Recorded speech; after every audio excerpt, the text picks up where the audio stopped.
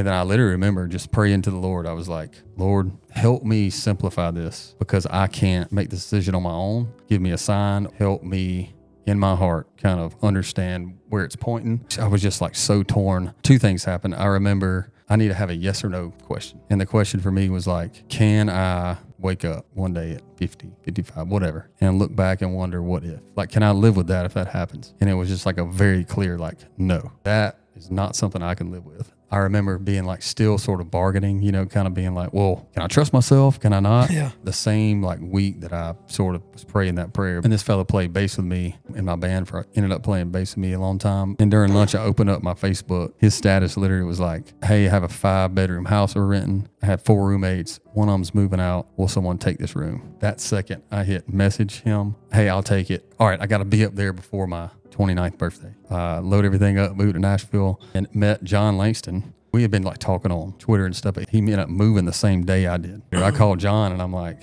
I know that we're not really friends, but it's my birthday today. Like, do you want to hang out? He's like, dude, yeah, let's go to, we ended up going to Buffalo Wild Wings. So he gets a text and he's like, oh, dude. And I'm like, what? He goes, we got to wrap this up. I got to get back to my apartment. There's a guy coming from out of town. He's here to record some songs. He's supposed to stay on my couch and like, he's there. And the guy ends up being Luke Combs. And it was that night, like my 3rd day in Nashville, kind of just hit it off because we're cut from the same cloth kind of thing. And you can't put a finger on it. It just is what it is. We had exchanged numbers. And so when he moved to town, he called me and we started hanging out. You know, we're like, hey, we ought to try to like write some songs. The first song we ever wrote was Beer Can, but our friendship has never changed, never wavered. And we've always said to each other, we've even spoke this out loud before, like, hey, our friendship comes first, like before any of this music stuff or whatever. That stuff's fleeting. I mean, we care a lot about it. We're passionate about it. Our friendship means a lot. So like, let's make sure we prioritize that. And we have, which I'm super happy about.